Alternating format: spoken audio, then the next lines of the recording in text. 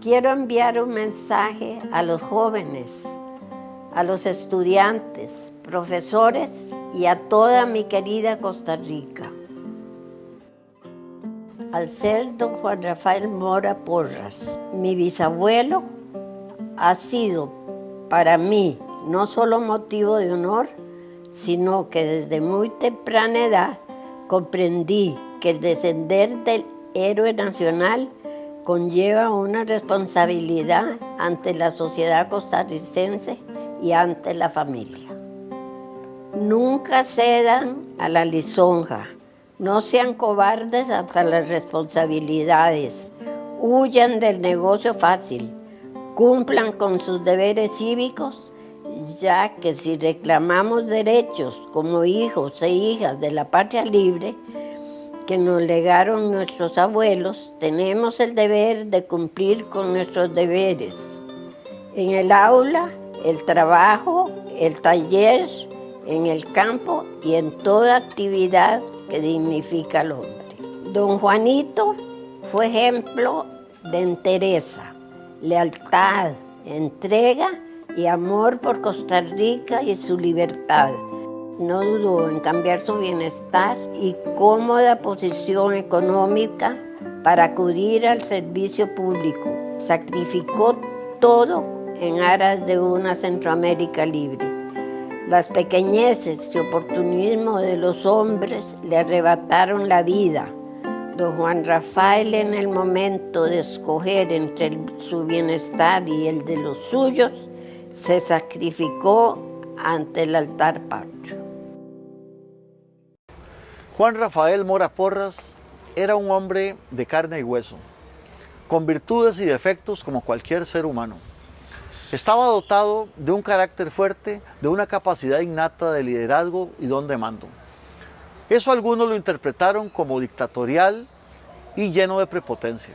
Pero de no ser así, Costa Rica no habría podido triunfar sobre el poder filibustero durante la gloriosa campaña nacional.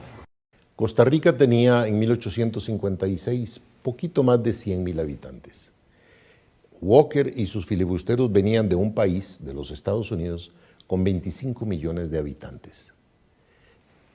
Y Mora comprende que la defensa de Costa Rica es a la vez la defensa del idioma español frente al inglés, la defensa de la religión católica frente al protestantismo individualista, es la defensa del derecho napoleónico frente al derecho consuetudinario de los angloamericanos.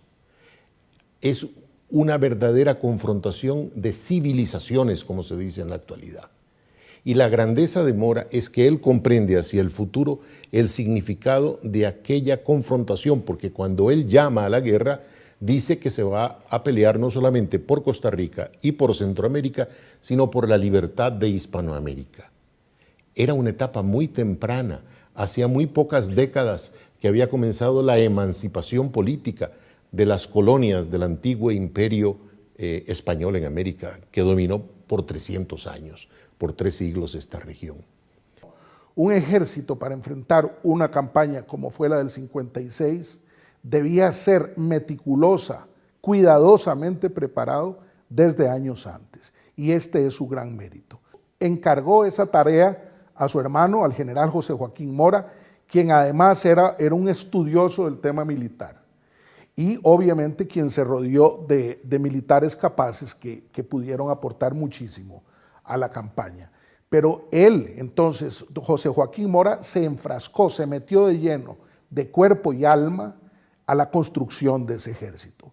Y fue tan exitoso que ya en 1855 se realizó en San José una maniobra militar con una participación masiva del ejército costarricense. Se realizó una gran maniobra táctico-operativa e incluso diría estratégica si tomamos en cuenta el tamaño que tenía el ejército en ese momento. Fue una demostración de que Costa Rica estaba tomando las cosas en serio y que las estaba haciendo bien. Sin ese trabajo previo habría sido imposible el éxito en la campaña. Entonces, nuestro ejército, siendo un país con poco más de 100,000 habitantes, llegó a tener ya para esa época alrededor de 3,500 hombres preparados. Y eso subió. El objetivo era elevarlo a 9.000 hombres. Imagínense ustedes lo que era en esas condiciones formar, estructurar, armar, habituallar, entrenar, dirigir un ejército de 9.000 hombres con una población de poco más de 100.000 habitantes.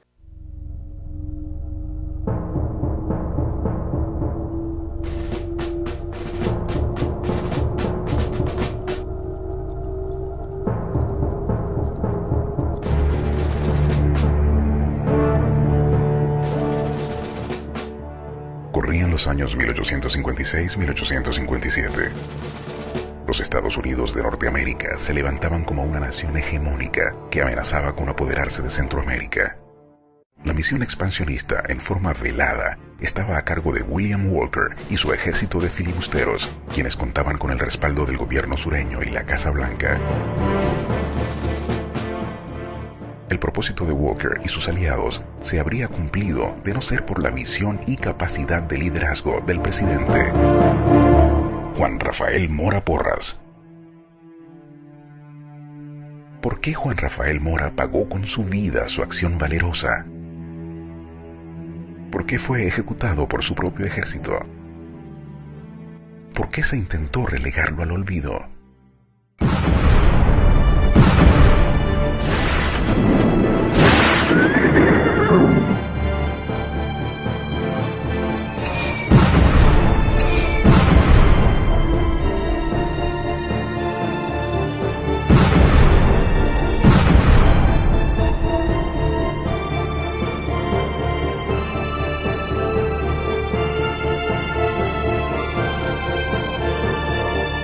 El héroe olvidado.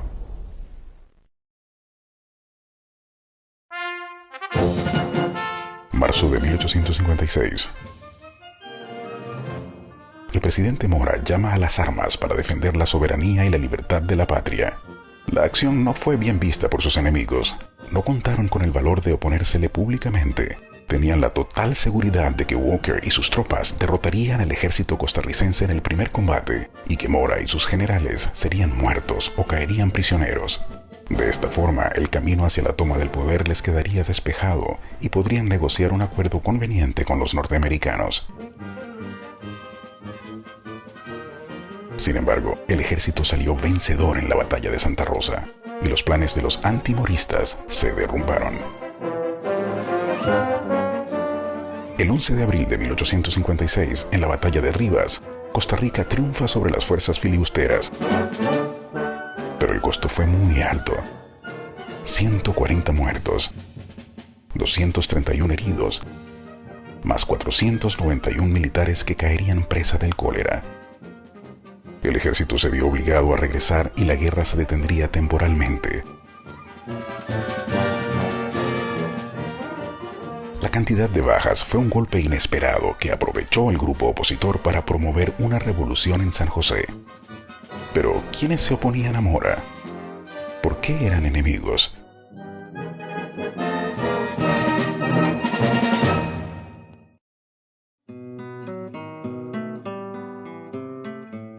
La familia de don Mariano Montealegre Bustamante logró amasar una importante fortuna con la extracción de oro en el Monte del Aguacate y gracias a esto se convirtió en una de las mayores exportadoras de café al mercado inglés.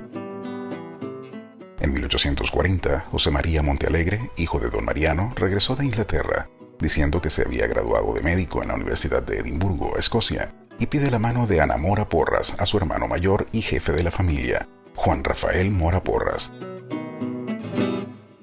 Con el matrimonio se unen dos grupos familiares que se consolidan como los más grandes productores y exportadores de café del país. Los Mora y los Montealegre mantuvieron excelentes relaciones de amistad y de negocios, hasta que en 1851 una serie de conflictos intrafamiliares se combinaron con problemas comerciales y políticos, dando como resultado una división irreconciliable entre ambas familias. Mientras que los Iglesias, Aguilar y Tinoco se afiliaron con los Montealegre, los Escalante y Oreamuno lo hicieron con los Mora. Los enemigos de Mora desataron una campaña de desprestigio entre la población y acusaron al presidente de ser el zar de Costa Rica. el gobierno descubrió documentos de una conspiración que promovían Saturnino Tinoco y Francisco María Iglesias Llorente, donde hacían un llamado para derrocar a Mora. Ambos fueron apresados y hallados culpables. Imagínense ustedes 100,000 habitantes, una décima parte de la población muere de cólera. Además de eso, las bajas que se habían producido en la guerra misma. El país con una crisis económica muy seria, producto de los gastos de la guerra misma. Por otro lado, los centroamericanos no se habían sumado, estaban ahí, pero no habían combatido. Y todo esto se le achacaba como errores del presidente Mora. Empiezan a preparar un golpe de Estado en San José, como quedó demostrado. Y entonces, en ese contexto, el presidente tiene que dejar al general Cañas al mando del ejército en Rivas, envía adelante a José Joaquín Mora y luego él regresa a San José. Cualquier gobernante del mundo en medio de una guerra tan tremenda, ¿qué habría hecho? Pues posiblemente venir a fusilar a los conspiradores, a los que estaban saboteando la campaña nacional, etc. Hizo eso el presidente Mora, que habría sido típico de muchos otros gobernantes. No, vino a unificar el país. Eso es de un estratega de altísimo nivel, de un jefe político y militar como pocos. ¿Qué sucede? Busca la unidad, y para hacer la unidad tiene que hacer concesiones a sus enemigos. No es que él estuviera creyendo que habían ya desistido de la intentona golpista. No, es que él sabía que en ese momento la unidad era básica. El ejército le plantea que está con él, entonces él hace concesiones, le perdona la vida a dos de los golpistas más connotados y sigue llevando adelante su plan. La sentencia del tribunal militar era el fusilamiento o el destierro. Ambas posiciones le fueron presentadas al presidente Mora, quien toma la decisión, no obstante, de cerrar el expediente. El señor Iglesias parte para Guatemala pocos días después, mientras que Tinoco se queda en San José atendiendo sus problemas y sus negocios personales. Para el presidente Mora, haber fusilado a alguno de los dos implicaba un gravísimo problema, dado que Iglesias era sobrino del arzobispo de San José, mientras que Tinoco era uno de los representantes de la élite de los Montealegre. Por otro lado, el haber buscado culpables dentro del ejército habría implicado serias consecuencias para el gobierno de cara a la campaña del tránsito que estaba muy pronto por desarrollarse. ¿Cuáles eran los intereses económicos que estaban detrás de la conspiración? Agosto-diciembre de 1856.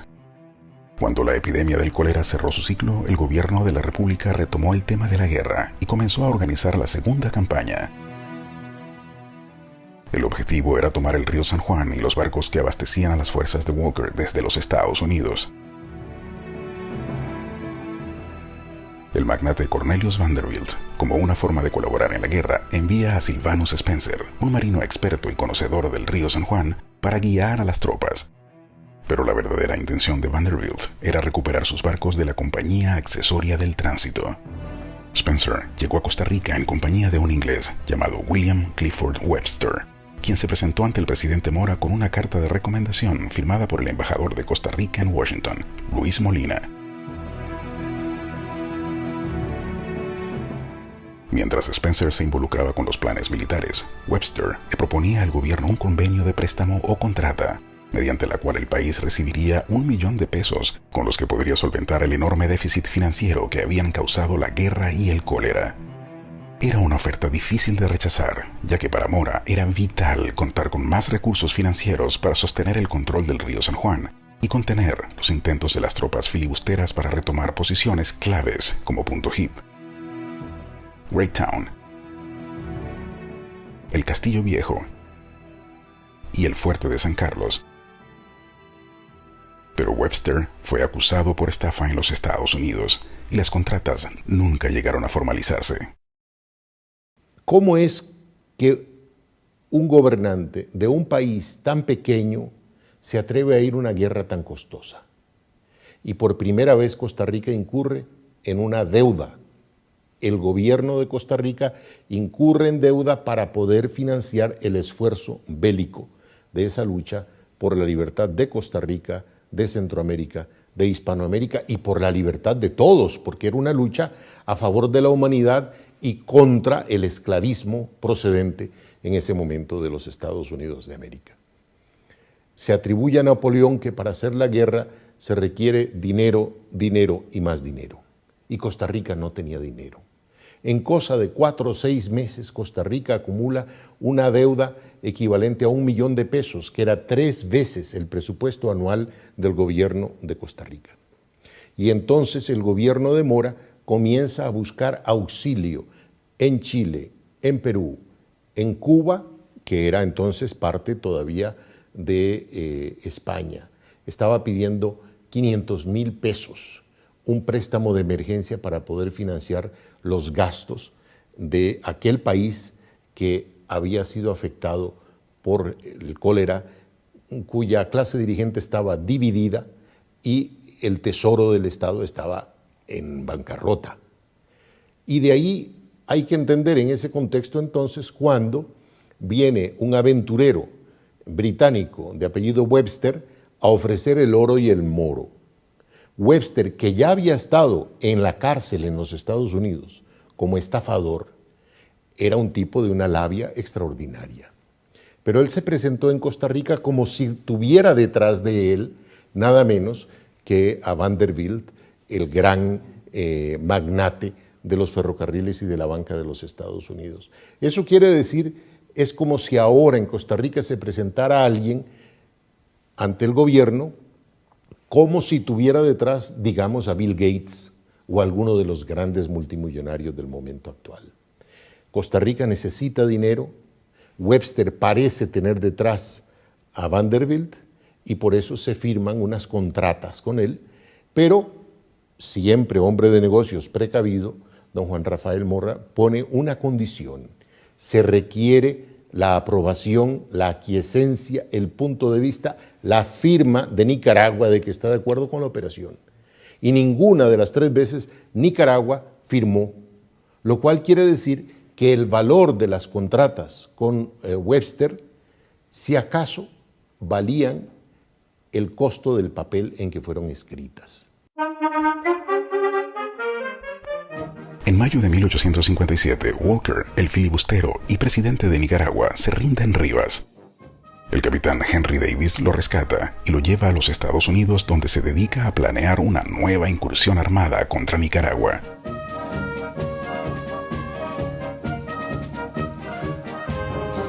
El ejército expedicionario de Costa Rica regresa a San José victorioso. El presidente Mora recibe a los combatientes como héroes, en medio de los aplausos y congratulaciones del pueblo. Ante el triunfo y la gran popularidad del presidente Mora, ¿qué hacían sus enemigos? Con la ausencia de Walker en el gobierno, Tomás Martínez asume la presidencia y exige a Costa Rica la devolución inmediata de Punta Castilla, Castillo Viejo y el fuerte de San Carlos, así como la totalidad de los barcos que se les habían incautado a los filibusteros. El presidente Tomás Martínez y su ministro Máximo Jerez exigieron la salida de las tropas costarricenses de su territorio y amenazaron con la posibilidad de crear una alianza con los Estados Unidos para enfrentar a Costa Rica. Sabían que los norteamericanos estaban dispuestos a mediar a su favor con respecto a la posesión del río San Juan para garantizarse bajo su dominio la construcción del canal interoceánico.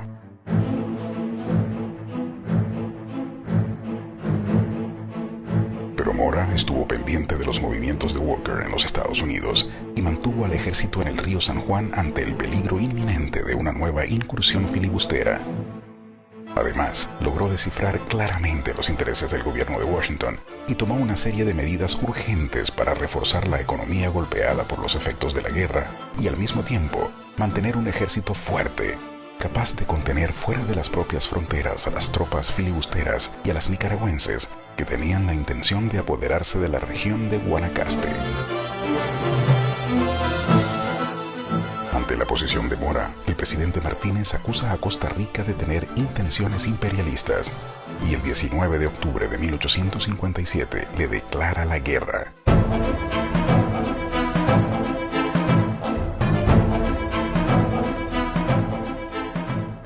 Entonces, el general Cañas inicia negociaciones con el gobierno nicaragüense y todo concluye en abril de 1858 con la firma del Tratado Cañas-Jerez. Este tratado reconoce a Nicaragua como propietaria absoluta del río San Juan, mientras que Costa Rica tuvo que conformarse con el acceso restringido a la libre navegación y perdió los derechos patrimoniales sobre el río. Superada la crisis fronteriza con Nicaragua, el presidente Mora siguió gozando de gran popularidad y obtiene su tercera victoria consecutiva en las elecciones de 1859. No obstante, los planes para derrocarlo cobraban aún más fuerza.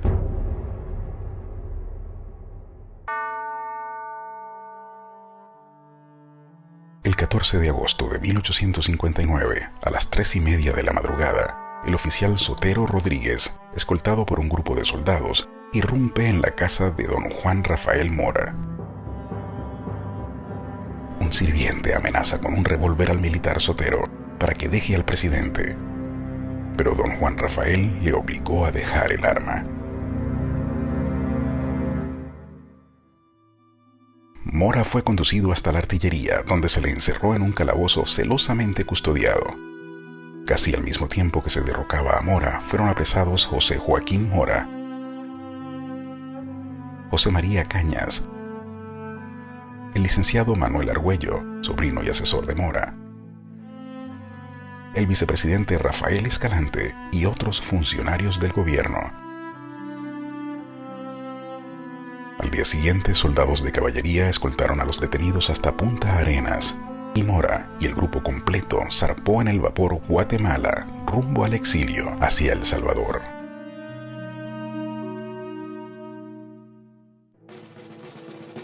El coronel Lorenzo Salazar y el mayor Máximo Blanco, líderes del levantamiento, fueron militares destacados durante la campaña nacional, y el propio presidente Mora los había nombrado en sus puestos como señal de confianza y reconocimiento.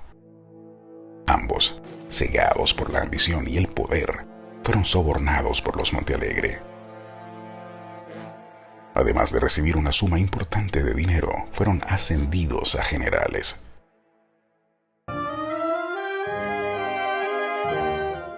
Los golpistas colocaron en la presidencia a José María Montealegre Fernández.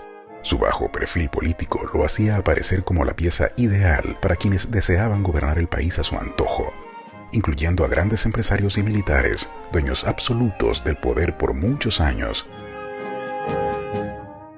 Después de un año en el exilio en El Salvador, don Juan Rafael Mora y sus seguidores reciben la noticia de que en Costa Rica se había producido una rebelión popular en contra del gobierno golpista, y consideraron que había llegado el momento para un regreso triunfal a la presidencia de la República.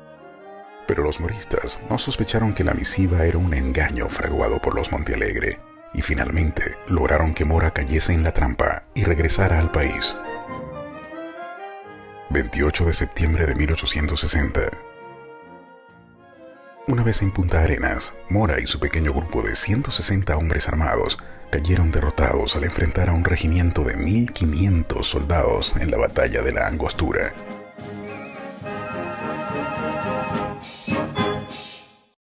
...28 de septiembre de 1860. En este lugar se construyó una trinchera de 3 metros de alto que cubría prácticamente todo el espacio de la Angostura de Punta Arenas. Las tropas del gobierno de Montealegre habían llegado desde San José con la misión de capturar al expresidente Juan Rafael Mora, derrocado un año antes. La batalla se inició en horas de la noche y los cañones de la trinchera comenzaron a disparar excepto uno, el cañón principal, cuya misión era destruir la fuerza principal de los invasores. Ese cañón fue cebado por el artillero Rafael Moya, determinando así la pérdida de la batalla para el grupo de los moristas, y con esta, la batalla de la Angostura, se definió la historia actual de Costa Rica. Finalizada la batalla de la Angostura, las tropas del gobierno llegan hasta el centro de la población de Punta Arenas. En medio del desorden generalizado, el expresidente Mora busca refugio en el consulado inglés. Hasta este lugar llega Francisco María Iglesias, representante del gobierno, para ofrecerle que si se entrega, solamente él, Mora, será fusilado, salvando así a todos sus compañeros. La nobleza de alma del presidente lo hace entregarse sin reservas a su enemigo, siendo ese un acto ingenuo, puesto que 2 días después fue fusilado el general Cañas. Antes de entregarse a sus enemigos, en horas de la madrugada, don Juan Rafael Mora escribe una sentida carta de despedida a su esposa Inés Aguilar Cueto. Le manifiesta en 2 ocasiones no temer nada del terrible destino que le esperaba, preocupándole tan solo la difícil situación de indefensión en que quedaba su familia, reconociendo sin reservas que había cometido un grave error al regresar al país, víctima de una traición. Con sincero credo cristiano, perdona para la posteridad a sus enemigos, confiando con nobleza en que su sacrificio salvará la vida de sus queridos hermanos, amigos y compañeros. En las líneas finales de la carta, le expresa su amor hasta el último momento.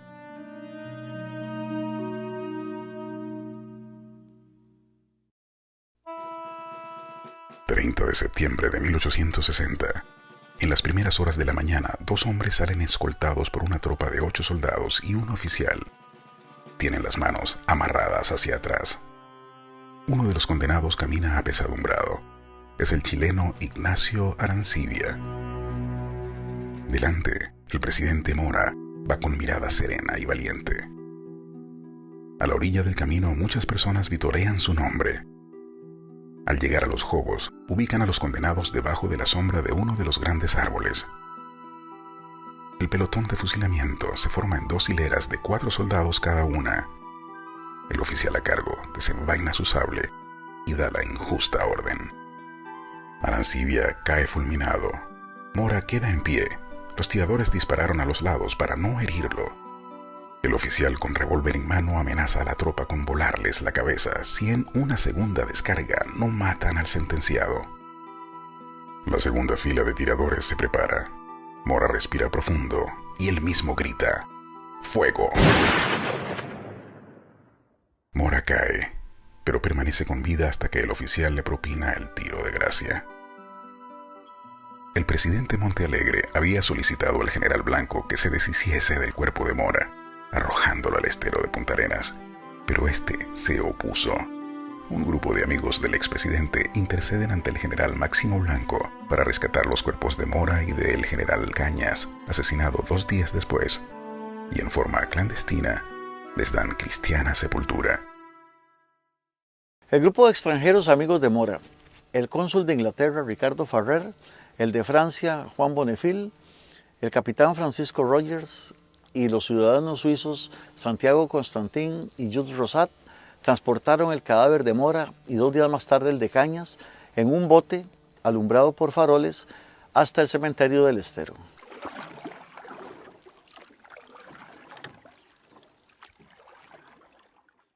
Después del fusilamiento de Juan Rafael Mora, el 30 de septiembre de 1860, algunos militares y los representantes del gobierno insistían en que era necesario arrojar su cuerpo al estero para hacer desaparecer toda evidencia del que había sido presidente de Costa Rica.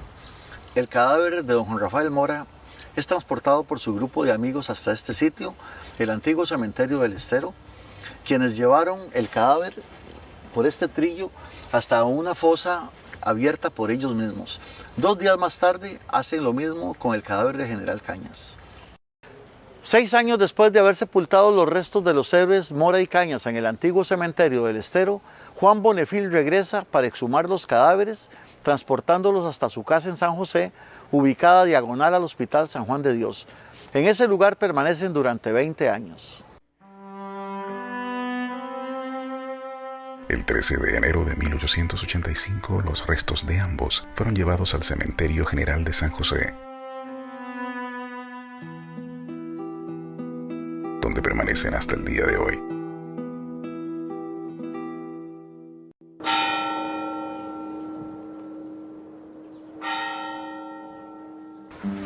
Cuando don Juan Rafael Mora se entrega a sus enemigos, es sometido a una corte marcial. La ley indicaba que para juzgar a un general tenía el tribunal que estar conformado por 5 miembros del mismo rango. El gobierno de la República tenía solo 2 generales, debiendo elevar a esa categoría al mayor Pedro García y a los civiles Francisco Montealegre y Francisco María Iglesias. El tribunal condena a muerte a Juan Rafael Mora en un dudoso e ilegal juicio que la historia condenará por siempre. Sobre las contratas Webster Mora se ha querido montar toda una novela que desde luego no tiene fundamento en la realidad. Y por eso muchas veces en torno a Juan Rafael Mora y a la gesta, la epopeya nacional que él encabezó, se va tejiendo sus adversarios de entonces y de ahora que aún viven una leyenda sucia.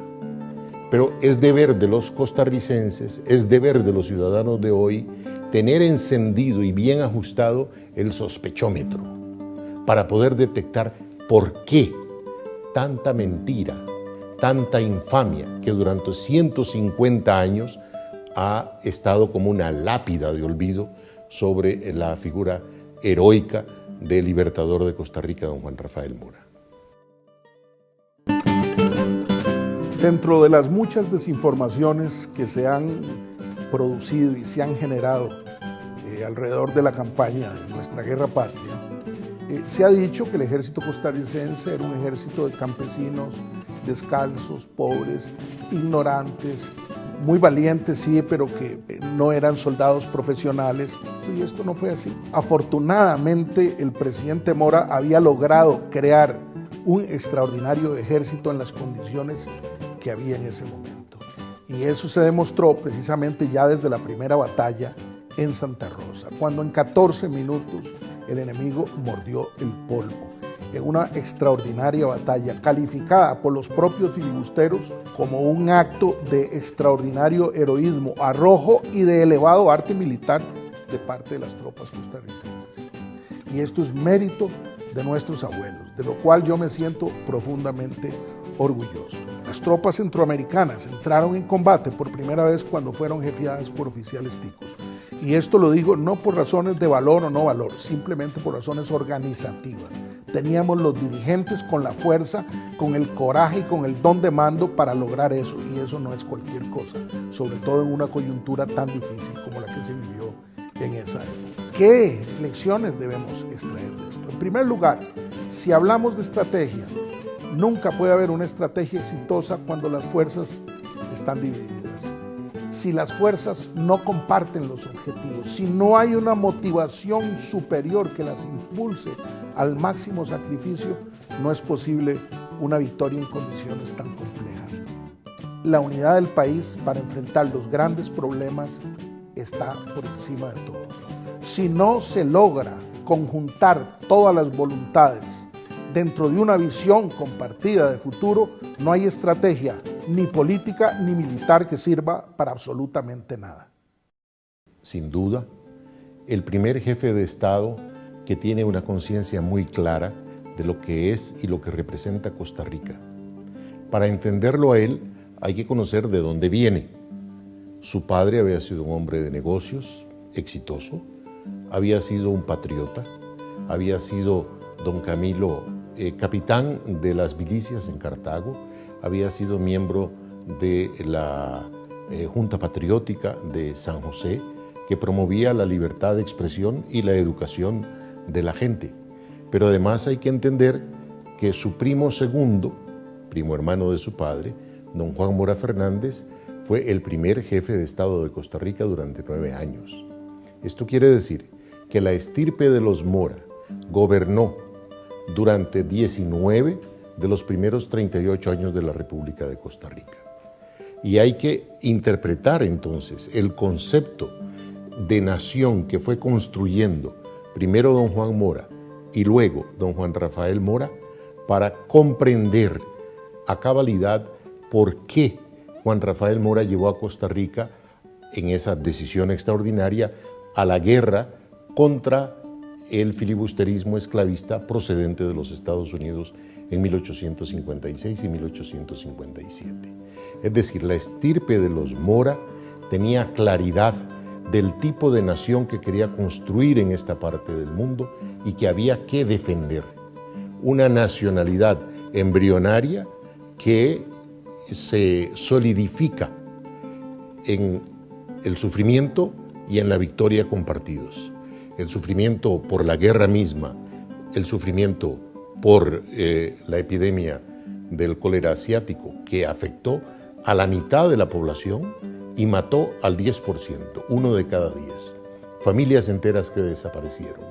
Pero al mismo tiempo, la victoria extraordinaria de Costa Rica, primera vez en la historia de América y del mundo, en que un ejército procedente de los Estados Unidos fue derrotado en un país de lo que ahora conocemos como el tercer mundo. Esta es la estatura internacional, mundial, de Juan Rafael Mora Porras, el primer costarricense, el hombre que representa de una manera más precisa la esencia del alma de la costarriqueñidad.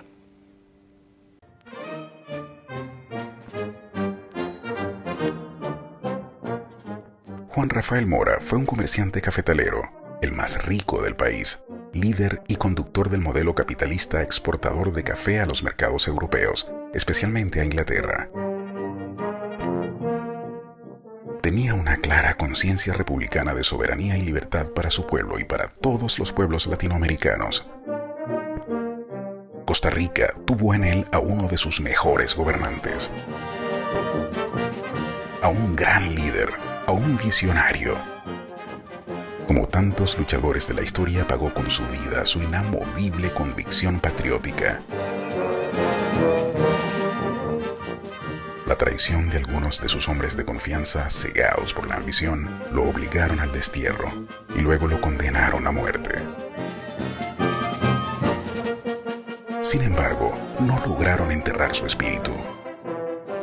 Su pueblo no olvidará jamás su vil asesinato, no para vengarse, sino para rescatar lo mejor de su pensamiento, para levantar su compromiso y gritar que la patria no se vende. Hoy, Juan Rafael Mora Porras resurge con más gloria que nunca.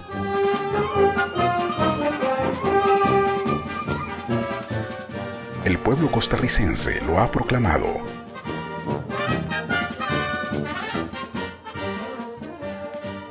Héroe y libertador nacional.